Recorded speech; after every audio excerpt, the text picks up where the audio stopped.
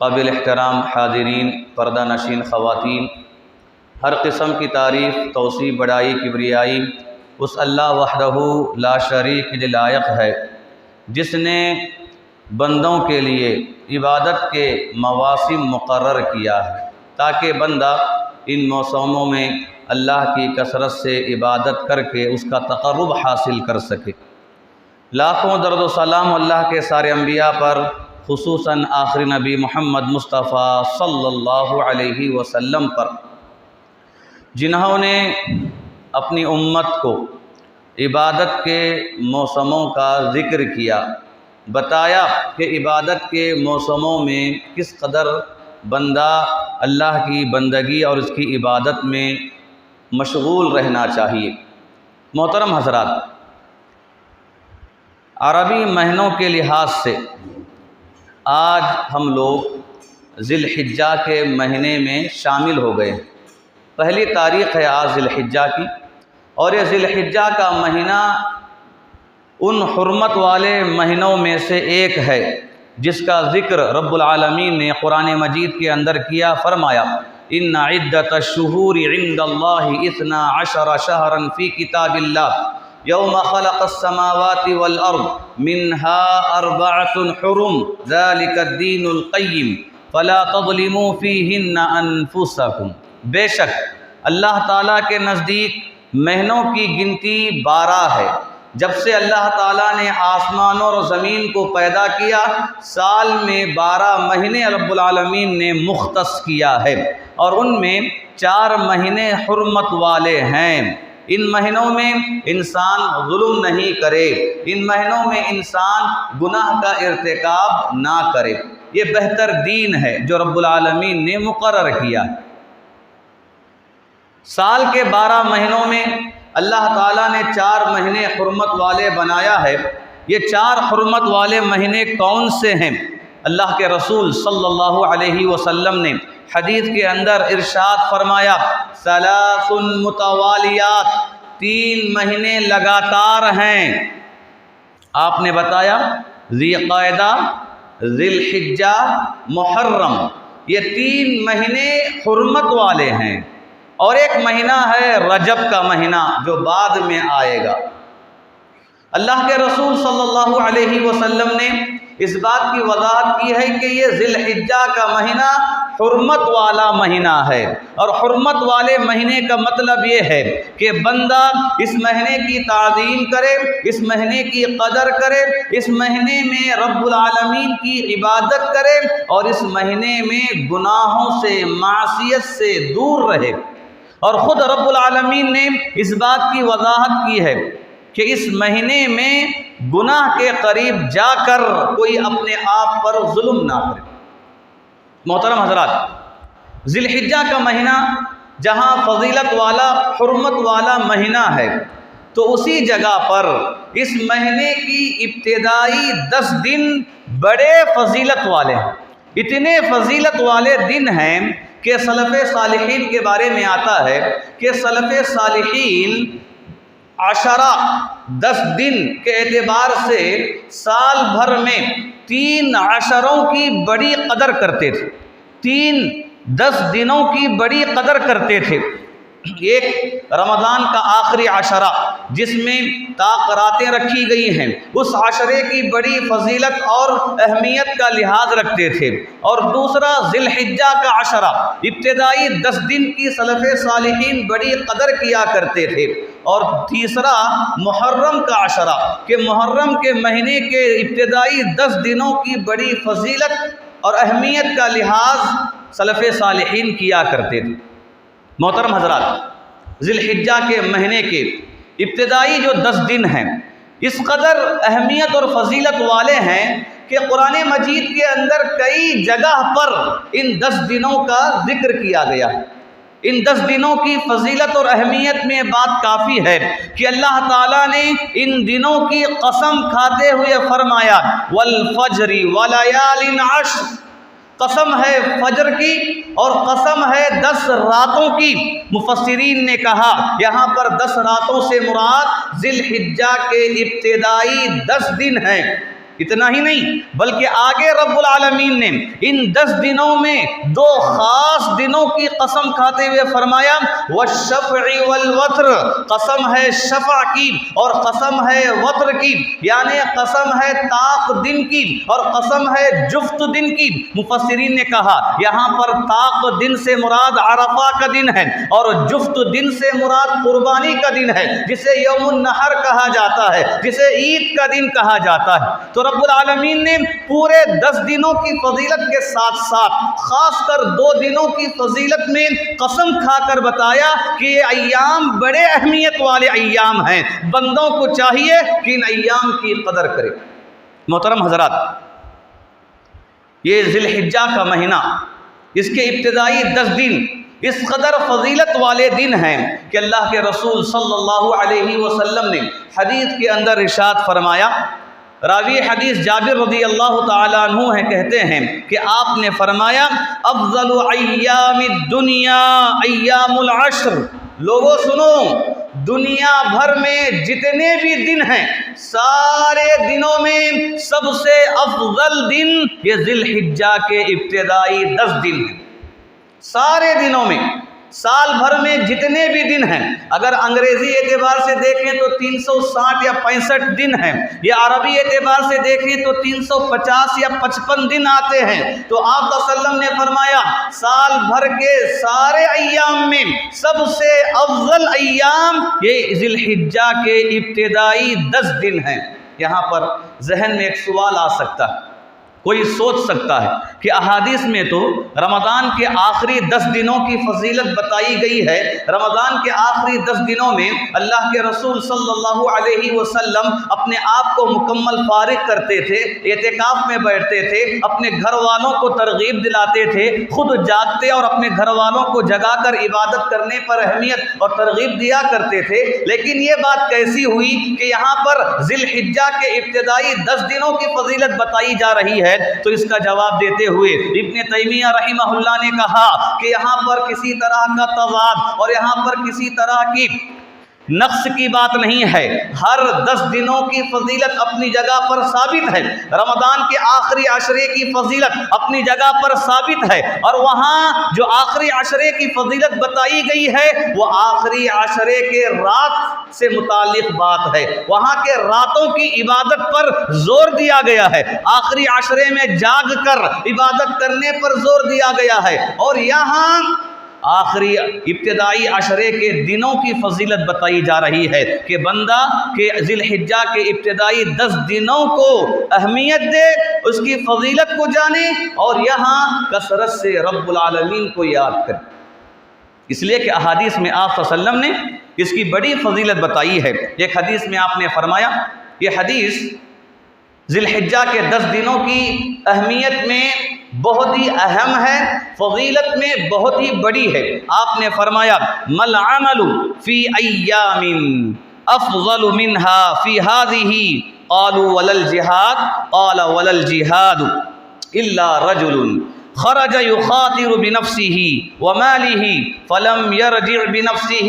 آپ نے فرمایا کہ انسان اپنی زندگی کے دنوں میں یا سال کے دنوں میں جس دن بھی عبادت کرتا ہے، جس دن بھی عبادت کرتا ہے، تو سارے دنوں میں ابتدائی ذی الحجہ کے 10 دن کا عمل بہت بڑا ہے۔ ان 10 دنوں میں بندہ جو عمل کرتا ہے وہ عمل فضیلت کے اعتبار سے بہت ہی عظیم ہے۔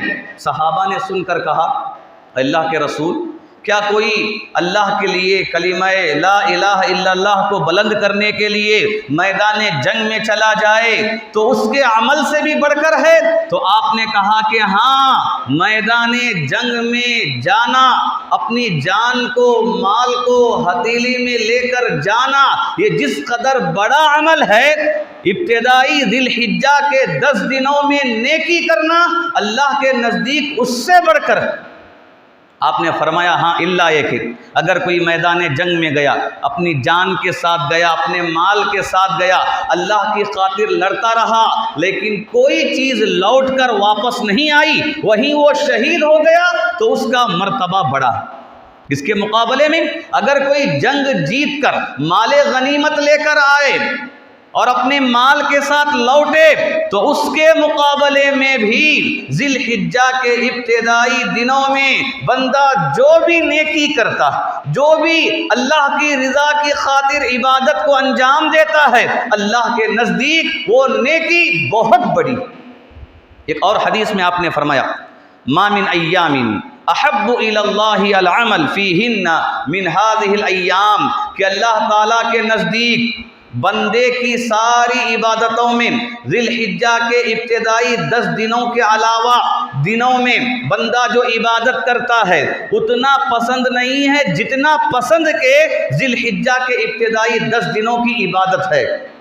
بندہ یہاں جو عبادت کرتا ہے اللہ کو بہت پسند، اتنا پسند ہے، آپ نے فرمایا قیل ولا الجہاد فی سبیل اللہ، اللہ کے راستے میں قتال کرنے سے بڑھ کر، میدان جنگ میں جا کر لڑنے سے بڑھ کر ہے، اور فرمایا اللہ یہ کہ اگر کوئی جائے اپنی جان قربان کر دے، اپنے مال کو قربان کر دے، شہید ہو جائے، اس کا مقام بہت ہی بلند ہے۔ محترم حضرات، یہ حدیث ہمیں تعلیم دیتی ہے، بتاتی ہے کہ اگر ہماری زندگی میں یہ 10 دن ملیں، چاہیے کہ ہم اسے غنیمت جانیں، اس کی فضیلت کو پہچانیں، اس کی قدر کو پہچانیں، اور اس کی اہمیت کو جان کر اس کے دن، اس کے رات اللہ کی بندگی میں، اللہ کی رضا میں، اس کی خوشنودی میں گزاریں۔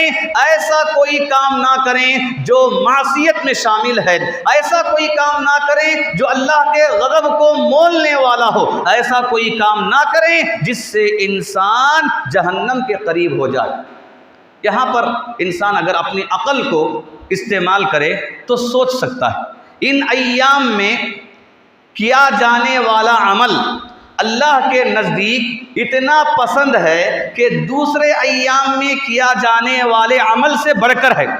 جب نیکی اللہ کے نزدیک پسندیدہ ہے تو لازمی بات ہے کہ ان ایام میں کیا جانے والا گناہ اللہ کے نزدیک بہت بڑا دوسرے ایام کے مقابلے۔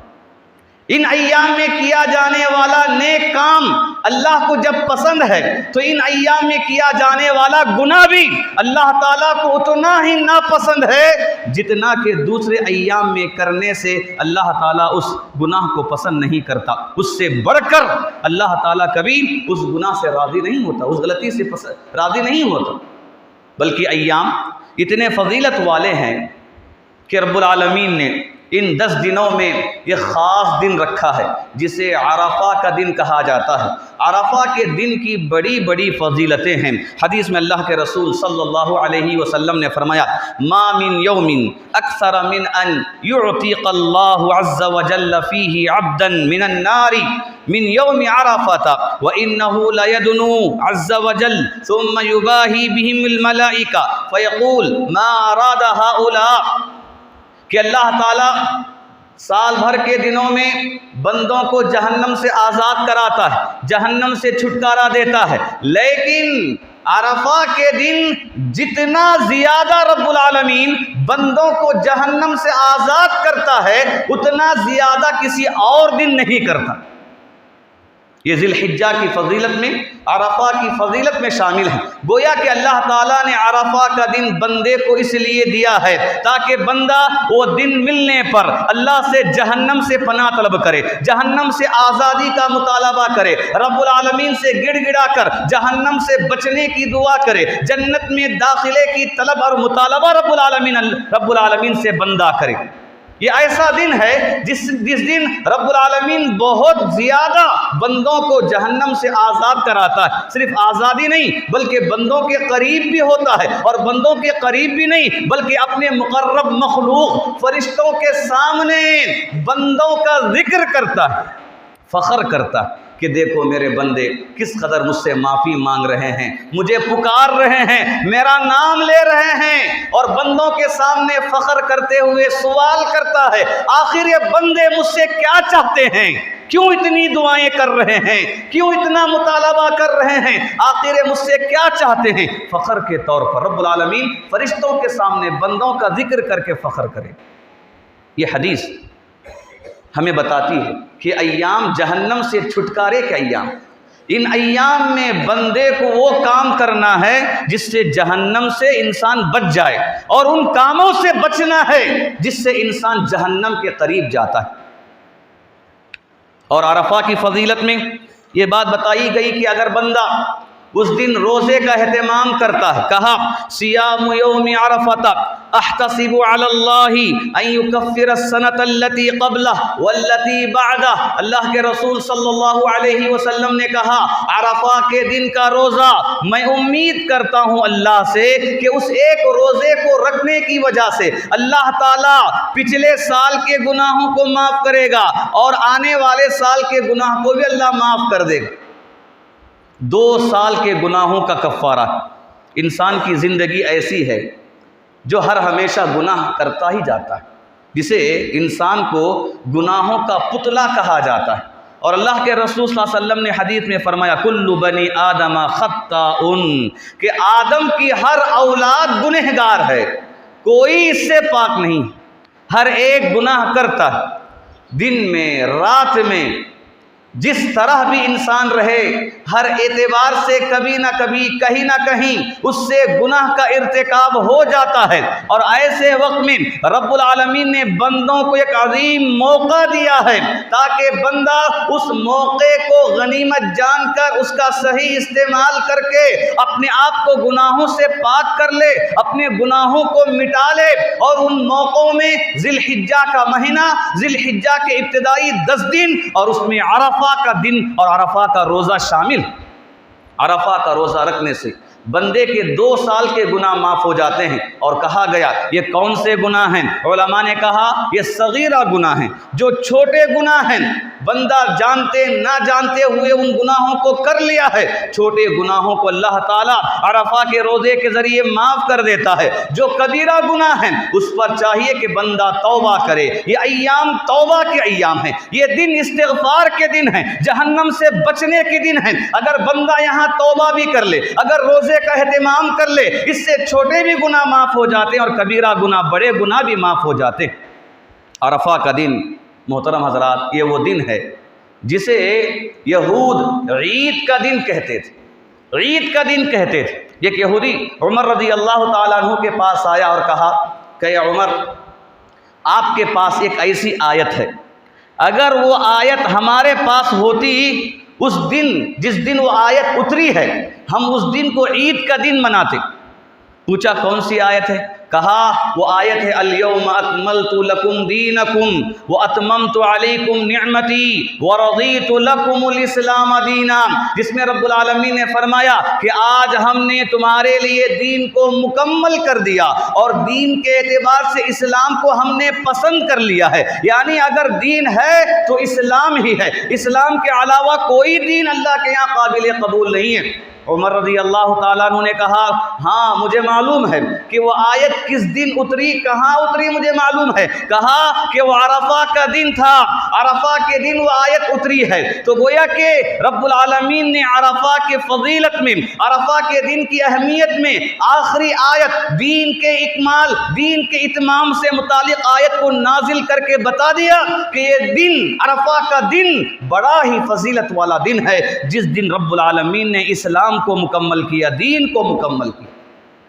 محترم حضرات، عرفہ کی فضیلت میں ایک بات یہ بھی ہے کہ اللہ کے رسول صلی اللہ علیہ وسلم نے کہا کہ عرفہ کے دن چاہیے کہ بندہ رب العالمین سے کثرت سے دعا کرے، مغفرت کا مطالبہ کرے، اور وہ پورا دن دعا کا دن ہے۔ اسی لیے حاجی جب عرفہ کے میدان میں پہنچتے ہیں وہاں پر تلبیہ اور وحدانیت کا نعرہ بلند کرتے ہیں، شرک سے برات کا اظہار کرتے ہیں، اور اس کے ساتھ ساتھ رب العالمین سے مغفرت طلب کرتے ہیں، جہنم سے آزادی، جہنم سے چھٹکاری کی دعا رب العالمین سے کرتے ہیں۔ اور اس میں اللہ کے رسول صلی اللہ علیہ وسلم نے کہا کہ عرفہ کے دن کی دعاؤں میں سب سے افضل دعا یہ ہے کہ بندہ کثرت سے اس دن اس ذکر کا ورد کرے، اس دعا کا اہتمام کرے۔ آپ نے فرمایا لا الہ الا اللہ وحدہ لا شریک لہ لہ الملک ولہ الحمد وہو علی کل شیء قدیر۔ یہ ذکر جس میں وحدانیت کا ذکر ہے، توحید کا ذکر ہے، شرک سے برات کا ذکر ہے، ایمان میں تازگی، ایمان میں پختگی پیدا کرنے والا ذکر ہے۔ اگر معنی مطلب سمجھ کر بندہ اگر اسے پڑھتا رہے گا تو اس کا ایمان مضبوط ہو جائے گا، شیطان کے شر سے وسوسوں سے انسان محفوظ ہو جائے گا۔ بلکہ بعض سلف صالحین نے کہا کہ عرفہ کے دن شیطان جتنا رسوا ہوتا ہے کسی اور دن رسوا نہیں ہوتا، کسی اور دن رسوا نہیں ہوتا۔ کیوں؟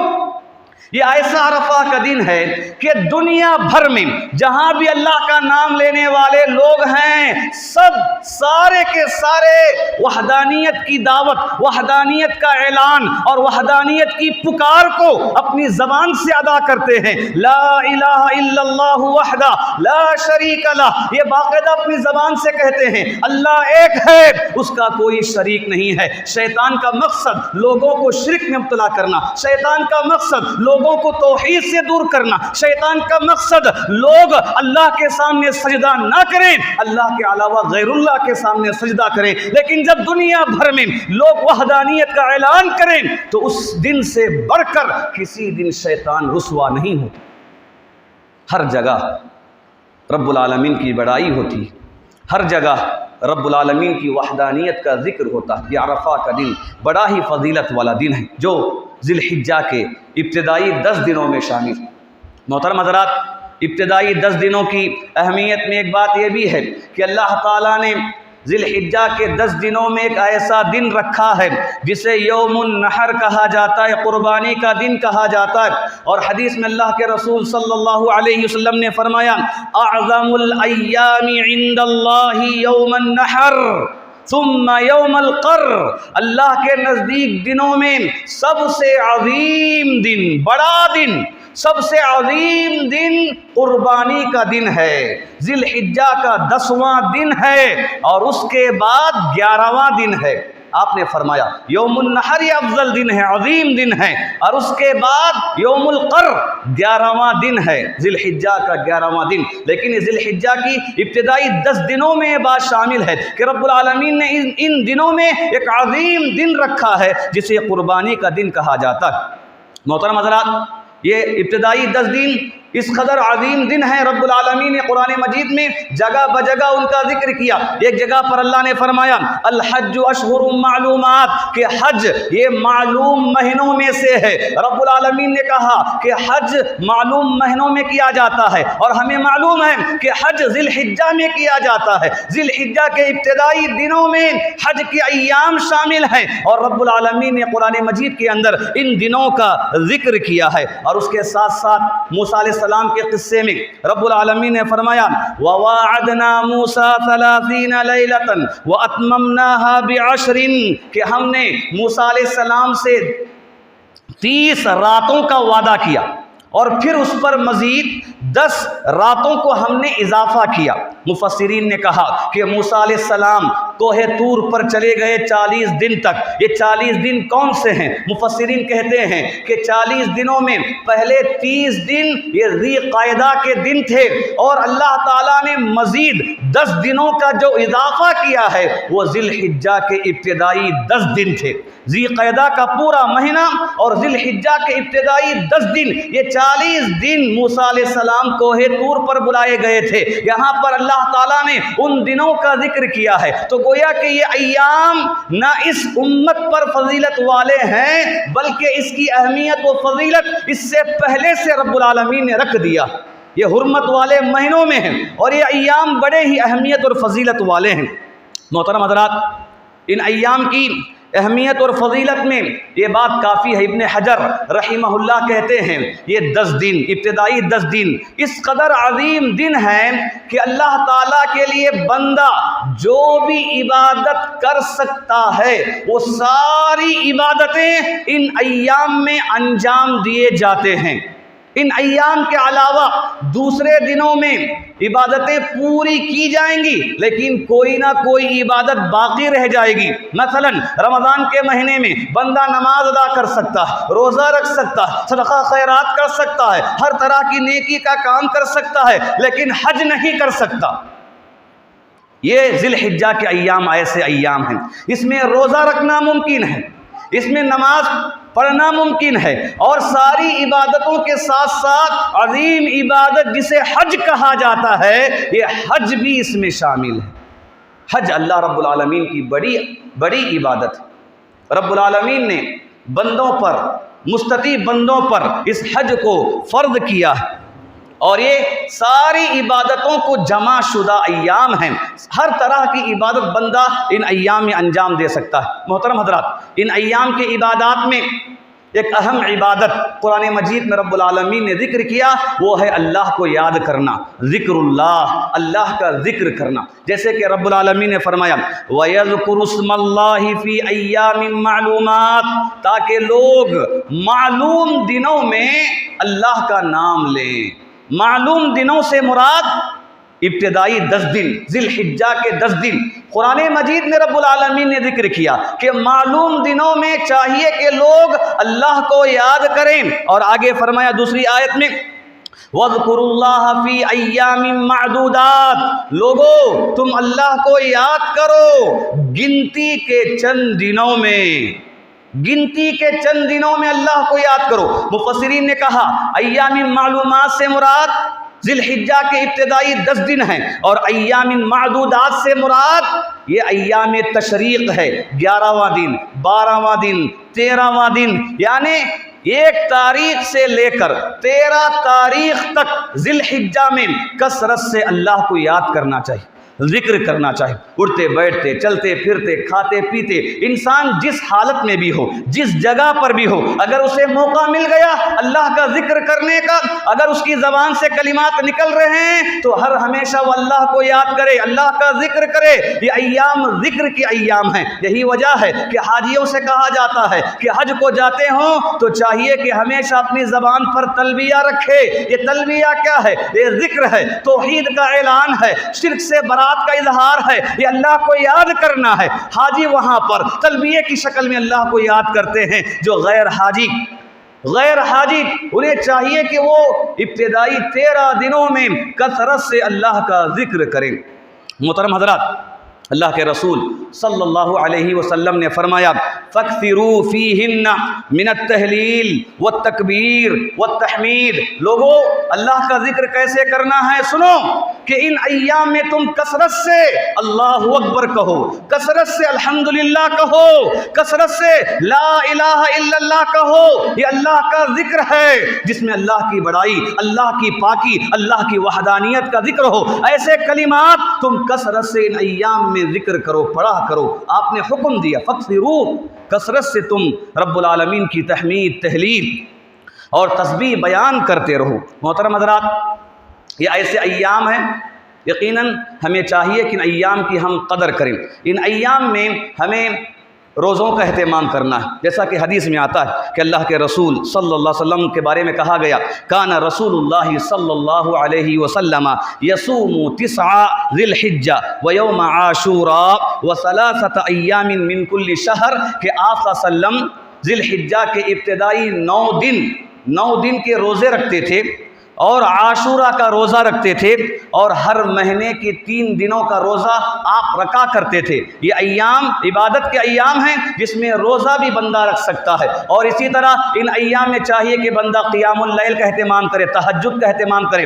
ابن عباس رضی اللہ تعالیٰ عنہما کے بارے میں آتا ہے انہ اذا دخل العشر اجتہد اجتہادا حتی ما یکاد یقدر علیہ، کہ جیسے ہی ذی الحجہ کے دن شروع ہوتے تو ابن عباس رضی اللہ تعالیٰ عنہ بہت محنت کرتے، محنت کرنے کے ساتھ ساتھ گھر والوں سے کہتے لا تطفئوا سرجکم لیالی عشر، کہ اے گھر والوں ان 10 دنوں میں رات میں چراغ بند مت کرو، اندھیرا مت کرو، اجالا باقی رکھو، تاکہ نیند بیدار ہو جائے اور اللہ کی بندگی ہم کر لیں، اللہ کی عبادت ہم کر لیں۔ یہ ایسے ایام ہیں، ان ایام کی عبادات میں ایک خاص عبادت ہے جسے قربانی کہا جاتا ہے، اور قربانی اللہ تعالیٰ کو بہت پسند ہے۔ حدیث میں اللہ کے رسول صلی اللہ علیہ وسلم نے فرمایا کہ 10ویں تاریخ کو بندہ جو بھی عبادت کرتا ہے ان ساری عبادتوں میں اللہ کے نزدیک سب سے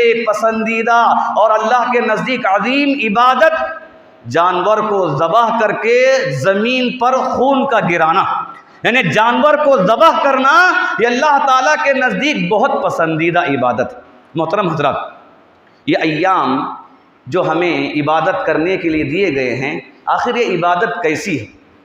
یہ عبادت کرنے کا حکم ہمیں کیوں دیا گیا ہے؟ اس کا ایک مقصد یہ ہے کہ بندہ اپنے اندر اللہ کی خاطر ہر طرح کی قربانی دینے کی تیاری ان ایام میں کرے، پہلی تاریخ سے لے کر 10ویں تاریخ تک۔ اور اس کا طریقہ قرآن مجید میں رب العالمین نے فرمایا قل ان صلاتی ونسکی ومحیایا ومماتی للہ رب العالمین، آپ بتا دیجئے کہ میرا نماز پڑھنا، میرا قربانی کرنا اور میرا جینا، میرا مرنا سب اللہ کے لیے۔ یہی تربیت ہے پہلی تاریخ سے لے کر 10ویں تاریخ تک، اور اس تربیت کے بعد 10ویں تاریخ میں جانور کو ذبح کرنے کا حکم دیا گیا، تاکہ بندہ جانور کو ذبح کر کے ثابت کر دے کہ اے اللہ اب میں مکمل طور پر تربیت حاصل کر لیا ہوں، جیسے میں جانور ذبح کر رہا ہوں اسی طرح اگر آگے اور بھی کچھ تو مجھ سے مطالبہ کرے میں قربان کرنے کے لیے تیار۔ دیکھیے آخری بات میں بتا دیتا ہوں، وقت ہو گیا ہے۔ قربانی کی تیاری شریعت نے ہمیں چاند دیکھنے سے پہلے کرنے کا حکم دیا۔ چاند دیکھنے سے پہلے قربانی کرنے کی تعلیم حدیث کے اندر اس انداز میں دی گئی، کہا من رعا ہلال ذی الحجہ واراد ان یضحی فلا یأخذن من شعرہ ولا من اظفارہ، اگر کوئی ذی الحجہ کا چاند دیکھ لے اور وہ قربانی کی نیت کرتا ہے، چاہیے کہ وہ اپنے بالوں کو نہ کاٹے قربانی تک 10 تاریخ تک، اور اپنے ناخنوں کو نہ کاٹے۔ یہیں سے قربانی کی شروعات ہے، یعنی بندہ اپنے نفس کو کچل دے۔ اگر قربانی کی نیت کرتا ہے تو اپنے خواہش کے مطابق بالوں کی کٹنگ نہ کرے، اپنے خواہش کے مطابق ناخن نہ کاٹے، اللہ کی خاطر بالوں کو کاٹنا چھوڑ دے، اللہ کی خاطر ناخنوں کو کاٹنا چھوڑ دے۔ یہی قربانی، اصل مقصود یہی ہے کہ بندہ ہر کام اللہ کی مرضی سے کرے۔ بال کاٹے گا تو اللہ کی مرضی سے کب؟ جانور ذبح کرنے کے بعد۔ ناخن کاٹے گا تو اللہ کی مرضی سے کب؟ جانور ذبح کرنے کے بعد۔ قربانی کی شروعات، تربیت کی شروعات رب العالمین نے یہیں سے بتا دی۔ یہ ایام تربیت کے ایام، ہمیں چاہیے کہ ہم انہیں قدر کریں۔ خواتین سے میں اس موقع پر گزارش کرنا چاہتا ہوں، یقیناً سال بھر کے ایام کے حساب سے زندگی بنی رہتی، ایک عادت بنی رہتی، جس کی وجہ سے بہت سارے کام ہماری زندگی میں رہ جاتے ہیں، فوراً انہیں چھوڑنا ہمارے لیے ناممکن ہے، جس میں سے فلموں کا دیکھنا، سیریلوں کا دیکھنا، گانوں کا سننا ہے، اور مختلف کام ہیں، جھوٹ، غیبت، چغلخوری، وقت ضائع کرنا، یا حرام طریقے پر مال کمانا، یا اور کوئی دوسری چیزیں انسان کی زندگی میں لگ گئے ہیں، فوراً ان کا ترک کرنا ناممکن ہے۔ ایسے وقت میں چاہیے کہ ان ایام کو غنیمت جانیں۔ رب العالمین نے ایام ہمیں دیے ہیں تاکہ ہم ان سارے برائیوں سے بچنے کی عادت ڈالیں۔ جس طرح ہم نے اپنے سال بھر کے دنوں میں ان گناہوں کو انجام دے کے اپنی عادت بنا لی ہے، ان کاموں کو چھوڑ کر ہم اپنی دوسری عادت بنائیں، اپنی زندگی کی صحیح تربیت ہم حاصل کریں۔ خواتین کو چاہیے کہ ان ایام کو غنیمت جانیں، گھروں کے اندر قرآن کی تلاوت کا اہتمام کریں، ذکر و اذکار کا اہتمام کریں، سنن نوافل کا اہتمام کریں، نمازوں کا اہتمام کریں، اور گھر کے اندر ایک دینی ماحول کو قائم کریں۔ جیسے رمضان کے مہینے میں ایک عبادت کا موسم ہمارے درمیان آ جاتا ہے، ایسے ہی ذی الحجہ کے ابتدائی دنوں میں بھی ہمیں چاہیے کہ ہم عبادت کا موسم بنا لیں، مسجدوں کو آباد کریں اور ہر طرح کی عبادت کو انجام دیں۔ رب العالمین سے دعا کرتے ہیں کہ اللہ تعالیٰ جو کچھ یہاں کہا گیا ہے، کہنے والے کو، سننے والوں کو اس پر عمل کرنے کی توفیق عطا فرمائے۔ رب العالمین ذی الحجہ کے ابتدائی 10 دنوں کی اہمیت اور فضیلت کی قدر کرنے کی توفیق عطا فرمائے۔ اللہ تعالیٰ ان دنوں میں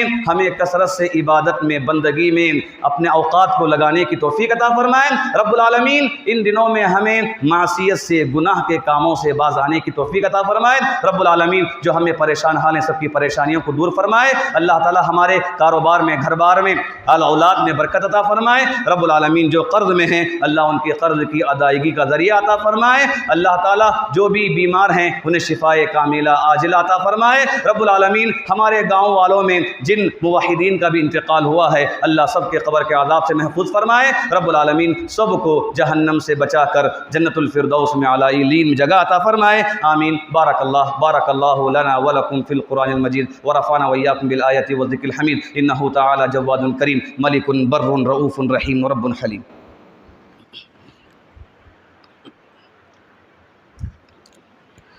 إن الحمد لله نحمده ونستعينه ونستغفره ونؤمن به ونتوكل عليه ونعوذ بالله من شرور أنفسنا ومن سيئات أعمالنا من يهده الله فلا مضل له ومن يضلله فلا هادي له أشهد أن لا إله إلا الله وحده لا شريك له وأشهد أن محمدا عبده ورسوله أما بعد فإن أصدق الحديث كتاب الله وخير الهدي هدي محمد صلى الله عليه وسلم وشر الأمور محدثاتها وكل محدثة بدعة وكل بدعة ضلالة وكل ضلالة في النار فأعوذ بالله من الشيطان الرجيم إن الله وملائكته يصلون على النبي يا أيها الذين آمنوا صلوا عليه وسلموا تسليما اللهم صل على محمد وعلى آل محمد كما صليت على إبراهيم وعلى آل إبراهيم إنك حميد مجيد اللهم بارك على محمد وعلى آل محمد كما باركت على إبراهيم وعلى آل إبراهيم إنك حميد مجيد